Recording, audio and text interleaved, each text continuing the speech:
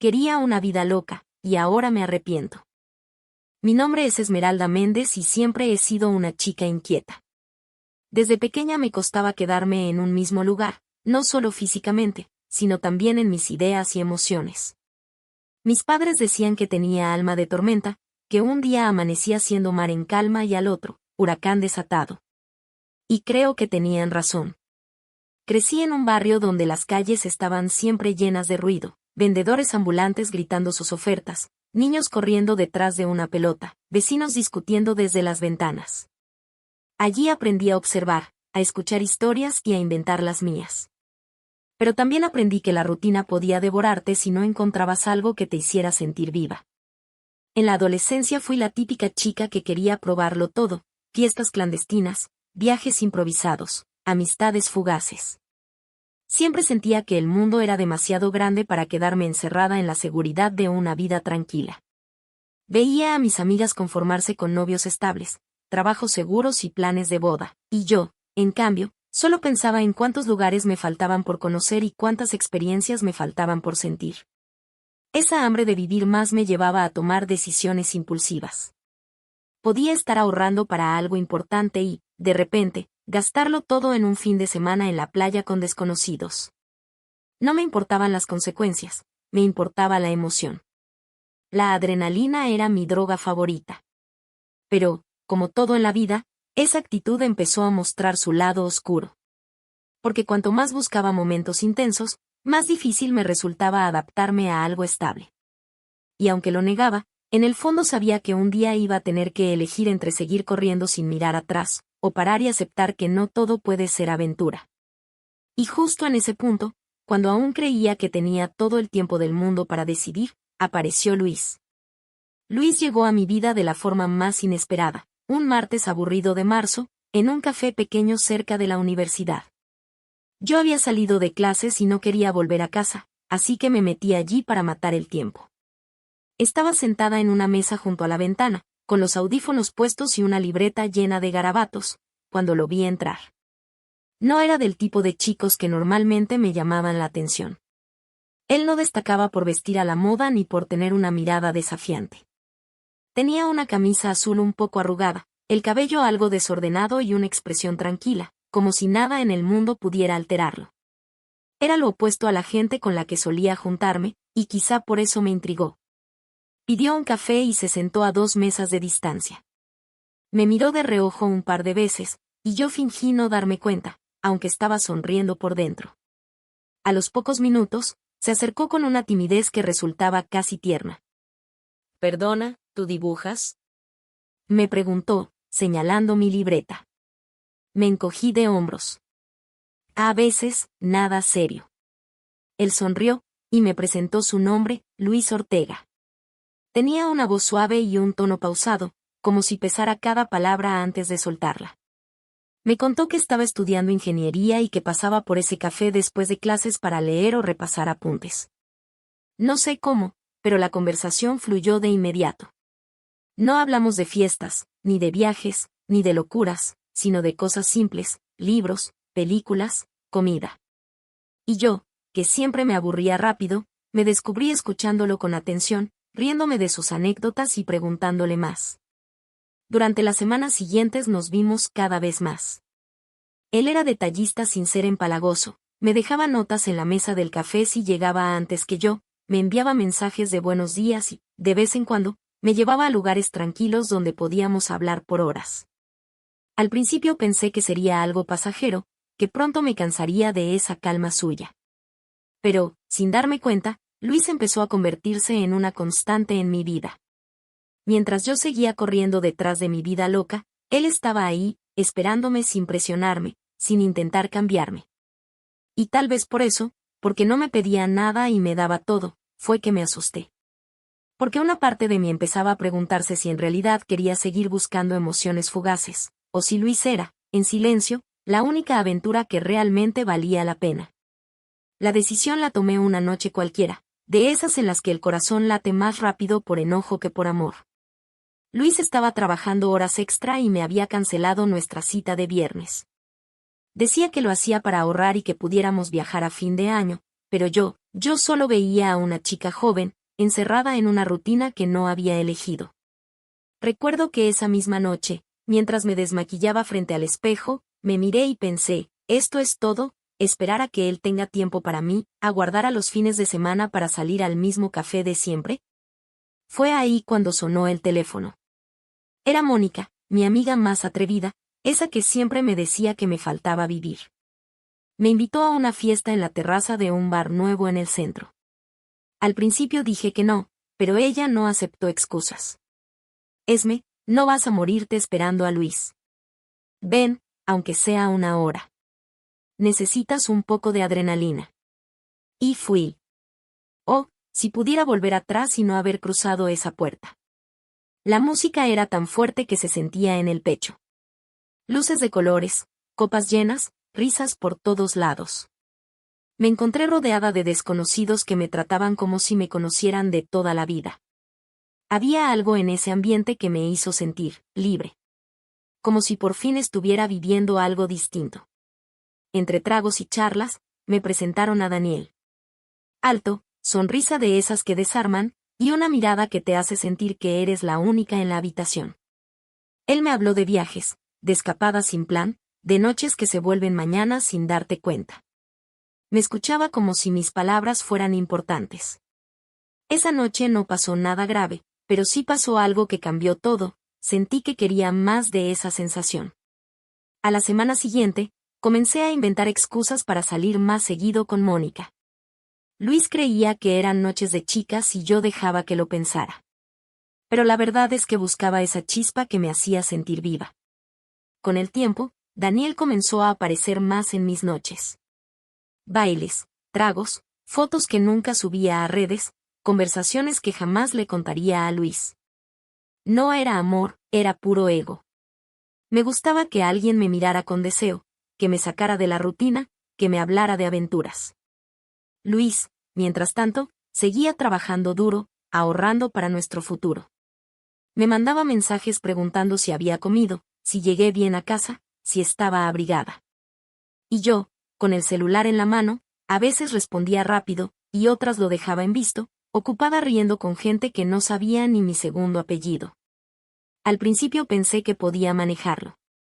Creí que era solo una etapa y que pronto volvería a mi vida tranquila con Luis, como si nada hubiera pasado. Pero lo cierto es que una vez que pruebas lo prohibido, dejarlo no es tan simple. Mi vida comenzó a dividirse en dos mundos. Uno era el de Luis, cenas caseras, películas en casa, él hablándome de sus planes para que nos mudemos juntos. Un amor estable, seguro y aburrido. El otro era el mundo que había encontrado fuera, fiestas hasta el amanecer, gente nueva cada semana, planes improvisados y ese vértigo que se siente cuando no sabes dónde vas a terminar la noche. Al principio era emocionante, pero pronto empecé a notar las grietas. Dormía poco, llegaba con ojeras a mi trabajo, y mi humor se volvió inestable. Luis empezó a notarlo. Me preguntaba si estaba bien, si había algo que me preocupaba. Yo sonreía y le decía que solo estaba cansada. Pero dentro de mí, la culpa ya empezaba a susurrar. Una noche, después de una salida especialmente descontrolada, desperté en un departamento que no era mío. La luz del sol me golpeaba la cara y mi cabeza estaba a punto de estallar. No estaba con Daniel. Ni siquiera recordaba el nombre del chico que dormía a mi lado. Me levanté en silencio, recogí mis cosas y huí. Ese fue el primer momento en el que sentí verdadero pánico. No solo por lo que había hecho, sino porque, de pronto, me di cuenta de que estaba cruzando líneas que nunca pensé cruzar. Cuando llegué a casa, Luis me esperaba con café y una sonrisa. Me contó que había pedido el día libre para que fuéramos al parque juntos. Yo apenas pude mirarlo a los ojos. Sentí un nudo en el estómago tan fuerte que apenas pude tragar el café. Pero no paré. Esa vida loca que tanto buscaba se había convertido en una adicción. No podía dejar de buscar nuevas emociones, nuevas caras, nuevas historias que contarme para justificar lo que hacía. Y entonces, el castillo se empezó a derrumbar. Una amiga de Luis nos vio una noche saliendo de un bar, y yo no estaba con él. Me escribió al día siguiente, advirtiéndome que guardaría el secreto, pero que no jugara con fuego. Yo fingí que no entendía de qué hablaba, pero el miedo ya estaba ahí. Luis comenzó a alejarse. No sé si fue instinto o si alguien le dijo algo, pero ya no me abrazaba con la misma calidez. Y yo me di cuenta de que lo estaba perdiendo. El problema es que, para cuando lo noté, ya estaba demasiado hundida en ese estilo de vida. No sabía cómo volver a ser la Esmeralda que él conoció. La que soñaba con construir algo bonito a su lado. Y ahí entendí que querer una vida loca no era gratis. Se pagaba con las cosas que más querías. La ruptura no fue un grito, ni una pelea explosiva. Fue silenciosa, lenta, como un hilo que se va deshilachando hasta que no queda nada. Una noche, llegué a casa y Luis estaba sentado en la mesa, con una taza de café fría frente a él. Sus ojos, cansados, parecían mirar a través de mí. Esmeralda, su voz era tranquila, pero firme. No sé en qué momento dejaste de estar aquí conmigo. No supe qué responder.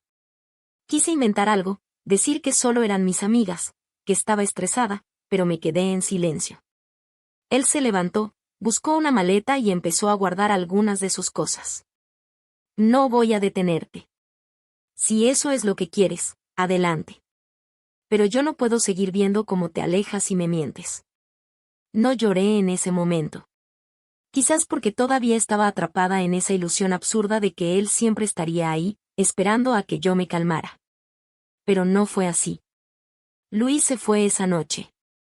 Y de pronto, todo ese mundo de fiestas y lujos se sintió hueco. Los amigos de copas desaparecieron en cuanto dejé de pagar las cuentas o de ser la divertida del grupo. La ropa cara colgaba en el armario como testigo mudo de mi estupidez. Intenté buscarlo, escribirle, llamarlo. Nunca respondió. Me enteré por conocidos que había cambiado de ciudad y que estaba rehaciendo su vida, lejos de todo lo que le recordara a mí. Y ahí, en la soledad de mi apartamento vacío, me di cuenta del verdadero precio de la vida loca que tanto había deseado. Me quedé sin él, sin nuestro futuro, y con una versión de mí misma que ni siquiera me gustaba. Ahora, cada vez que paso por el restaurante donde solíamos comer los domingos, siento un nudo en el estómago. Recuerdo su risa, su forma de tomarme de la mano. Y entiendo, demasiado tarde, que lo que yo llamaba aburrido era, en realidad, paz. Una paz que jamás he vuelto a encontrar. Pasaron los días, y luego las semanas. Y en cada una de ellas, yo me aferraba a la idea absurda de que Luis iba a volver. Las primeras noches dormía con el teléfono en la mano, esperando que apareciera su nombre en la pantalla. No pasó. Le escribí mensajes larguísimos, pidiéndole perdón, contándole que todo había sido una fase, que me sentía vacía sin él.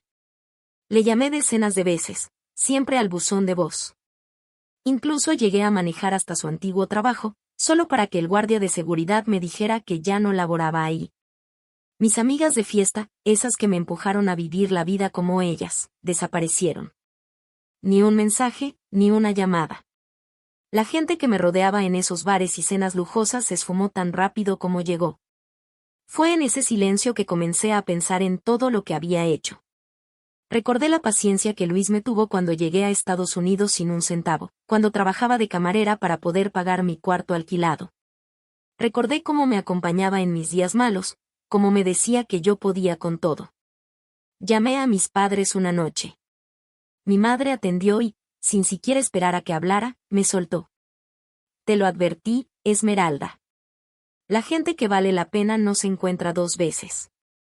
Su voz no sonaba cruel, sonaba cansada, decepcionada. Y eso me dolió más que cualquier regaño. Me pasaba las tardes sentada en la ventana, mirando cómo caía el sol entre los edificios. No podía dejar de pensar que en algún lugar, Luis tal vez estaba con otra persona, alguien que sí supiera valorar lo que él ofrecía. El apartamento se sentía más frío, aunque la calefacción estuviera encendida. Dejé de arreglarme, de salir, y por primera vez, entendí lo que era sentir un vacío que ni el ruido ni el alcohol podían llenar. Una noche, después de casi 2 meses sin respuesta, mi teléfono sonó. Era un mensaje de Luis. Solo decía, podemos hablar mañana. En el café de la esquina de tu casa. 5 de la tarde. No dormí. Me pasé la noche imaginando que tal vez era mi oportunidad de recuperarlo. Me puse el vestido que a él más le gustaba, me maquillé como antes, y llegué media hora antes al café. Luis llegó puntual. Estaba diferente, más delgado, con ojeras, pero con una serenidad que me desconcertó. Se sentó frente a mí, pidió un café negro y me miró con calma. Esmeralda, no te llamé para pelear. Tampoco para volver. Solo quería que quedaran claras algunas cosas, dijo, sin titubear.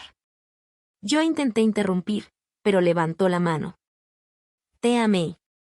Mucho. Y por ti habría hecho cualquier cosa. Pero no puedo ser el salvavidas de alguien que se empeña en tirarse al agua. Tú querías otra vida, y la elegiste. Y está bien, pero yo no puedo estar en ella. Sentí como la garganta se me cerraba. Y Luis, yo me equivoqué. No quiero esa vida, te quiero a ti. Él sonrió con tristeza. Ojalá hubieras llegado a esa conclusión antes de romper lo que teníamos. Yo ya no soy el mismo, y creo que tú tampoco. Pero no en el buen sentido. Hubo un silencio largo, roto solo por el sonido de las cucharitas golpeando las tazas en las mesas cercanas. Yo lloraba sin importarme la gente alrededor. Luis tomó un sorbo de café, dejó unos billetes sobre la mesa y se levantó. Cuídate, Esmeralda. De verdad te lo deseo. No hubo abrazo, ni beso, ni una última caricia. Solo vi cómo salía del café y se perdía entre la multitud de la calle.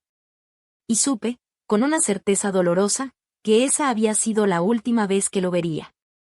Salí caminando sin rumbo, con el maquillaje corrido y el corazón roto. La vida loca que tanto había perseguido me había dejado exactamente donde nunca pensé estar, sola, arrepentida y con la sensación de que el amor de mi vida había sido una oportunidad que dejé escapar para siempre. Han pasado casi 5 años desde aquella tarde en el café, y aunque la vida siguió su curso, hay algo que nunca volvió a ser igual. Vivo en otro apartamento, más pequeño y silencioso. Me mudé a un barrio tranquilo en las afueras de la ciudad, lejos de los bares y de las luces que antes me parecían irresistibles. Trabajo como asistente administrativa en una pequeña empresa, nada glamuroso, pero estable. A veces pienso que todo lo que hago ahora es un intento inconsciente de buscar estabilidad, esa que un día tiré por la borda. Ya no salgo de fiesta. No porque me lo prohíba o porque no pueda, sino porque el ruido me incomoda. Las risas forzadas, las conversaciones superficiales, los brindis sin sentido, me recuerdan demasiado a aquella versión mía que creía que la felicidad estaba en los excesos y las madrugadas. Hay noches en las que me despierto sin razón, y lo primero que hago es mirar el teléfono, aunque sé que no voy a encontrar nada. Luis nunca volvió a buscarme. No se casó, hasta donde sé, pero tampoco importa, porque él siguió adelante, mientras yo me quedé atrapada en el eco de mis decisiones. Mis padres envejecieron mucho. La última vez que fui a visitarlos, mi madre me abrazó más fuerte de lo normal y me susurró. Y ya no llores por lo que no tiene remedio. Pero yo sé que, aunque no llore frente a ellos, sigo llorando por dentro. A veces, cuando paso por alguna cafetería, mi mente regresa a aquella última conversación. El olor del café caliente, el frío en mis manos, su mirada calmada pero distante, y esa frase que nunca se borró de mi cabeza. No puedo ser el salvavidas de alguien que se empeña en tirarse al agua. Con los años he entendido que no fue solo Luis quien se fue también la versión de mí que él amaba. La maté con cada noche que elegí a otros en vez de a él, con cada vez que pensé que el amor podía esperar mientras yo me divertía. Hoy, a mis 32 años, camino con paso más lento. No porque esté cansada físicamente, sino porque cargo con el peso de un arrepentimiento que no se aligera.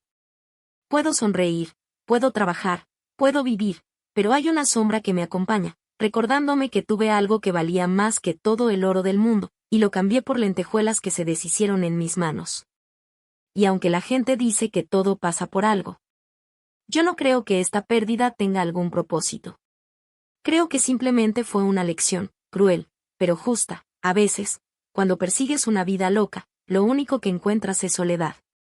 En las noches tranquilas, me siento junto a la ventana, con una taza de café. Y pienso que, en algún lugar de esta ciudad o tal vez en otra, Luis está bien. No me odia, no me recuerda con rencor, simplemente no me recuerda. Y tal vez, esa es la parte que más duele.